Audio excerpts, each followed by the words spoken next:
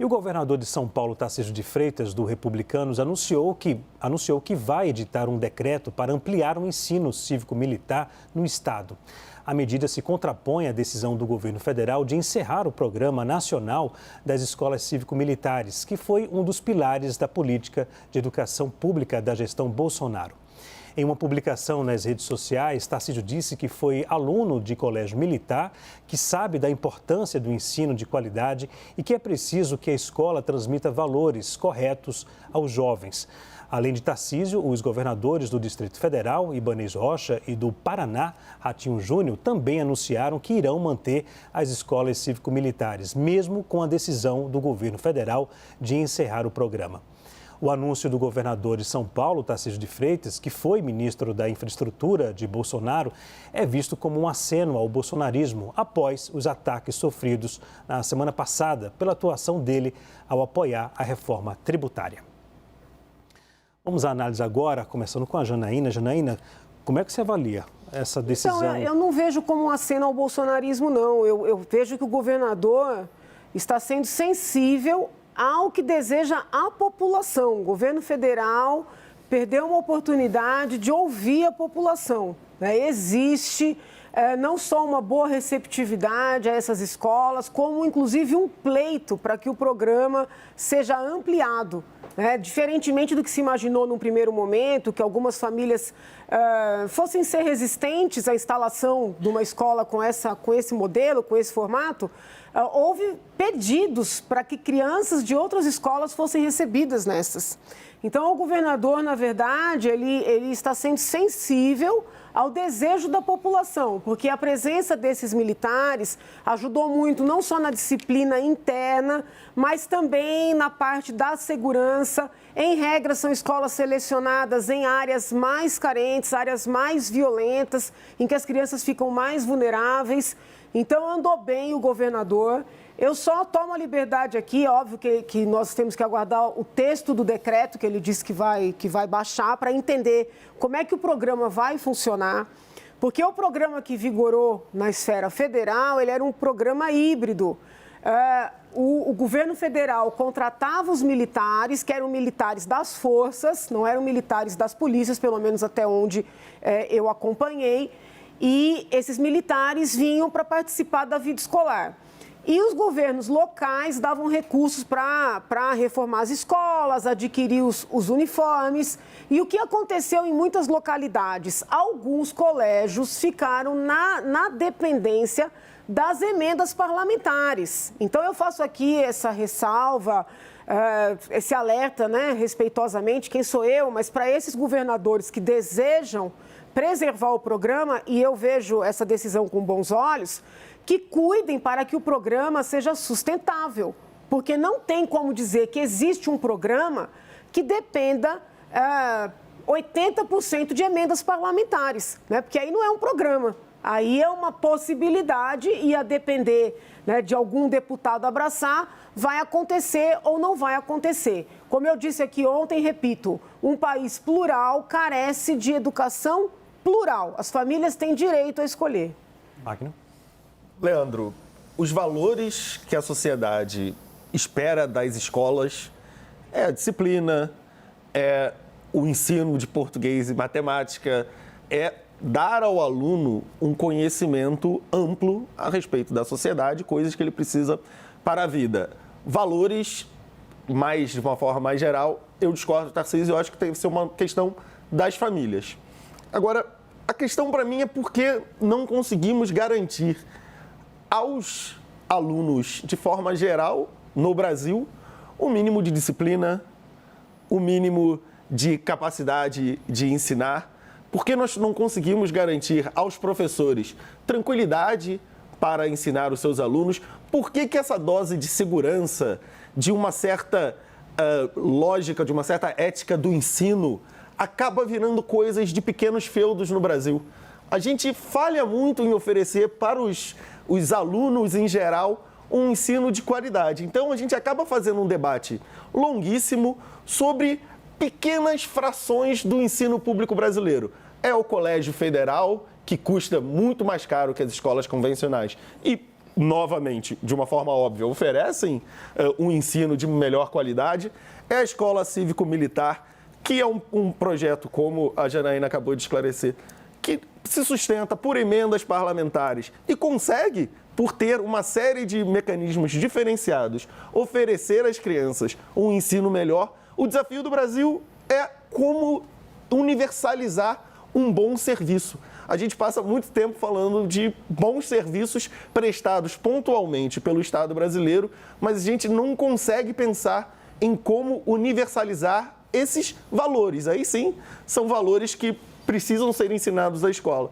De um mínimo de disciplina para os alunos aprenderem, um mínimo de conhecimento a respeito dos temas mais importantes para o aluno, dominar a língua portuguesa e as operações matemáticas, e também a segurança para que os professores possam ensinar com tranquilidade os temas importantes e impor alguma disciplina, que obviamente não é questão fácil quando se trata de crianças e adolescentes. É uma perda de tempo ficarmos discutindo questões fracionárias, coisas de nicho, enquanto nós temos um desafio imenso de desempenho dos nossos estudantes no Brasil.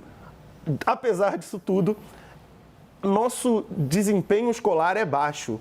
O nosso rendimento de alunos em exames internacionais é baixo. Então, a gente parte de uma base tão baixa que experimentos diferentes a respeito da educação dificilmente conseguirão piorar os nossos resultados. A gente precisa pensar na sustentabilidade e na universalização disso enquanto política pública. Agora, experimentação num cenário de base tão baixa, eu acho que não pode nos prejudicar. Vinícius. Olha, a gente comentou um pouco sobre esse assunto aqui na CNN já. Eu fui buscar dados também, né? Lembra que a gente falou de dados e evidências. Primeiro, gente, concordo com os comentários do Magno aqui. A gente está falando de 200, a meta era 216 escolas até o 2023, ainda estava em 215, né? Como você trouxe corretamente, Leandro. 216 escolas num mar de, se somar escolas do ensino fundamental e básico ali, com creche, 200 mil escolas no Brasil. 216 no meio de 200 mil. Gente, eu fui buscar, então assim, a significância disso perto do todo, se isso vai mudar o jogo assim rápido, né? A gente está muitos anos-luz. Eu lembro que o próprio presidente da Câmara aí que estava lá curtindo o show do Safadão nas suas férias, fato só, ele mandou alguns kits de robótica para alguma escola que não tinha nem internet para usar. Aí eu falo, rapaz, as escolas estão com goteira. As escolas, quando eu estava estudando o Saresp, as escolas do estado de São Paulo, as escolas não têm bebedor para tomar água, né? Por vandalismo ou o que, na bicuda, tira tudo os vasos sanitários, a torneira, e estão mandando um kit de robótica. Agora o problema é se é militar, se não é. Eu acho que a discussão da escola militar, e por que a população defende? Porque a escola militar, o aluno sai com uma qualidade melhor no final do processo. Mas por quê? 3 vezes mais custa um aluno numa escola militar. Tem uma diferença entre cívico-militar e escola militar, né? No Brasil, escola militar são somente 13, né? Mas custam 3 vezes mais. Então tem melhor estrutura, tem bebedouro para tomar água, tem banheiro para as meninas e para os meninos, tem estrutura, o professor ganha mais, sabe? Tem segurança melhor para não cair, né, em aliciamento de tráfico, do crime. Então, consequentemente, vai ser melhor. Eu trouxe até um gráfico aqui que pega o valor gasto por aluno e a nota no IDEB.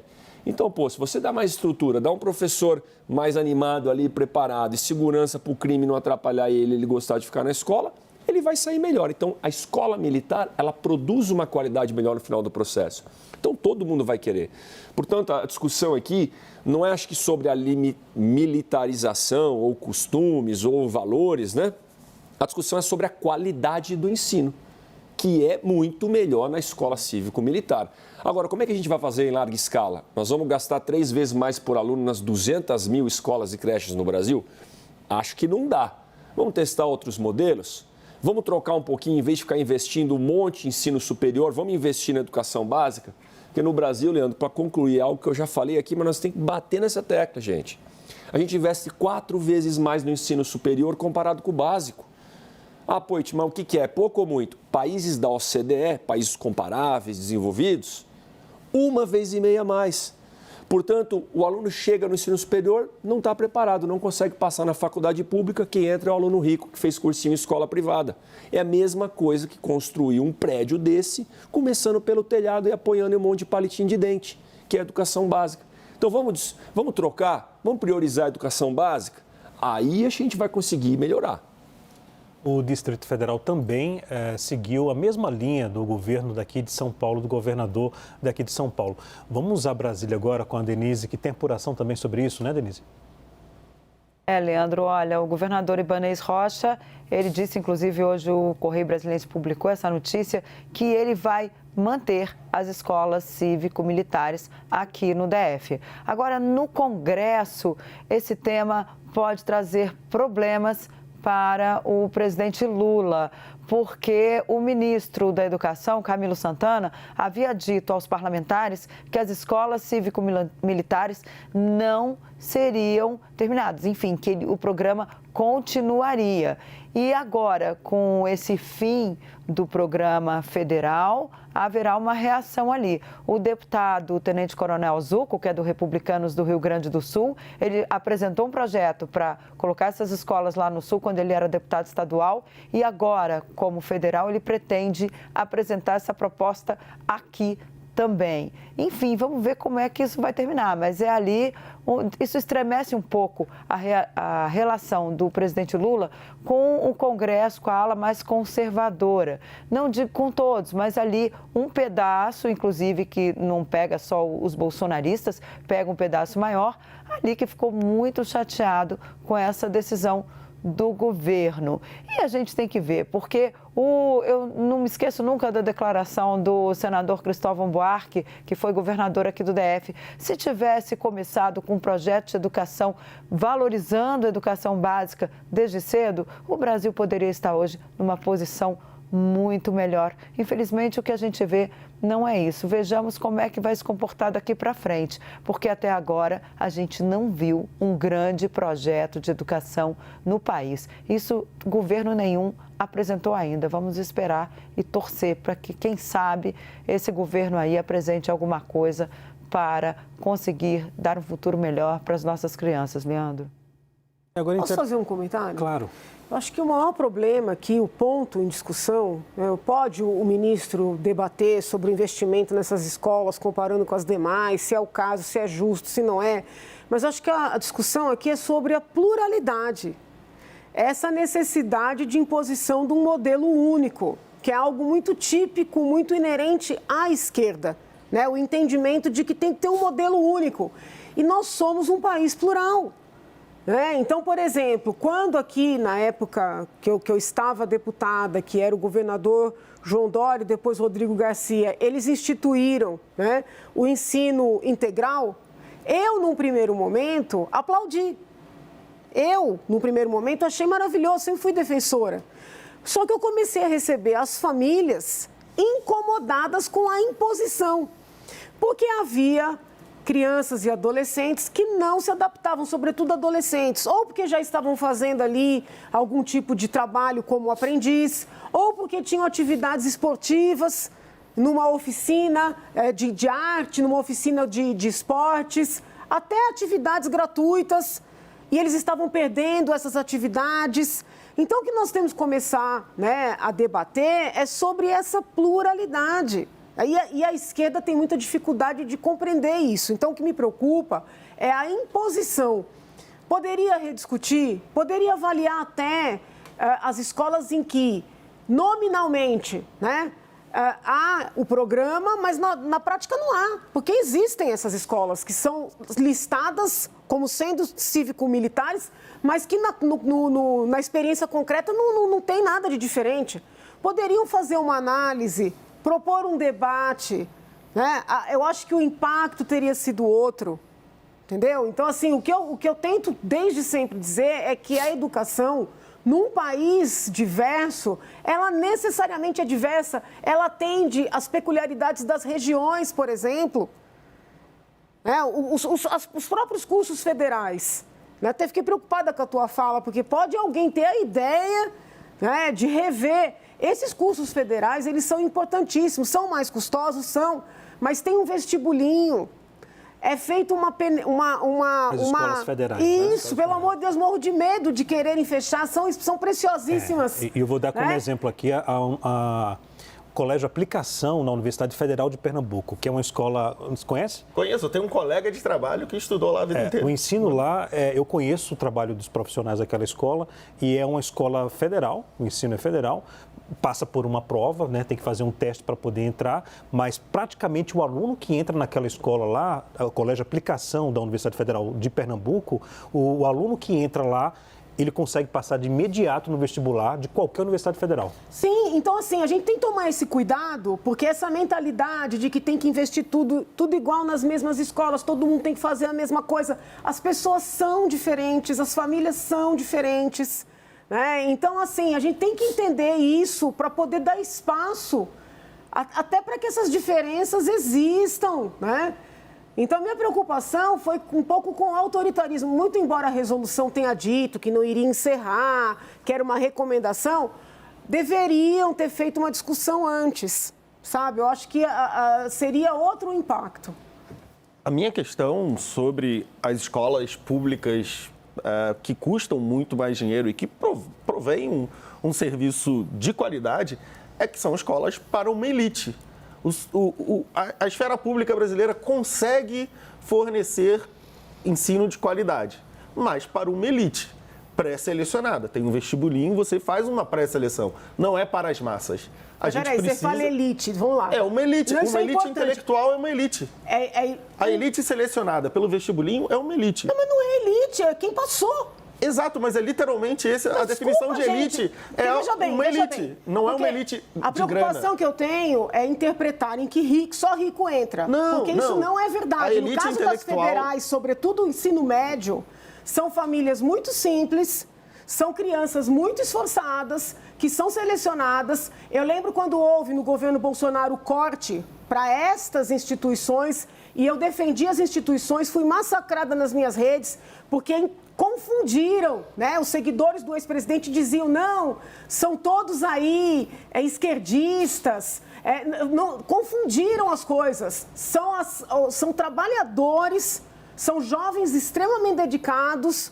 E assim, gente, alguma medição, né, de esforço, de capacidade, de dedicação tem que ser feita. Mas uma elite intelectual é uma elite. São poucos selecionados. Mas isso é uma elite. Talvez, deixe-me ver se eu consigo compreender a sua leitura, o seu argumento. Eu acho que o Magno está se referindo ao seguinte, quando um aluno, por exemplo, tenta entrar nesse colégio referência, lá da Universidade Federal de Pernambuco, para começar a estudar lá. Um aluno que veio, por exemplo, da escola pública, que o ensino fundamental não é bom. Né? Em várias escolas públicas a gente pode constatar isso.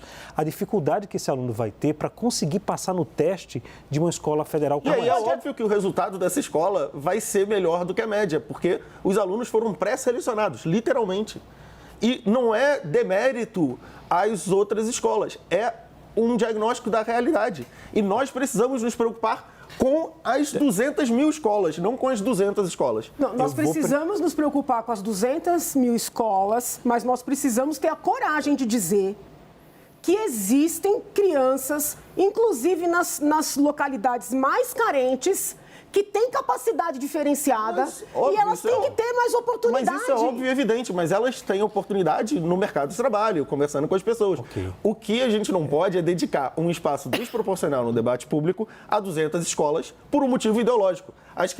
Os pais gostam das escolas cívico-militares, não é porque gostam de militares. Não, você mudou o assunto, estava falando das federais. Não, gente. Vamos fazer o seguinte, educação sempre é um tema que entra em debate demais, né? Há pontos aí com os quais eu concordo com você, mas com você também.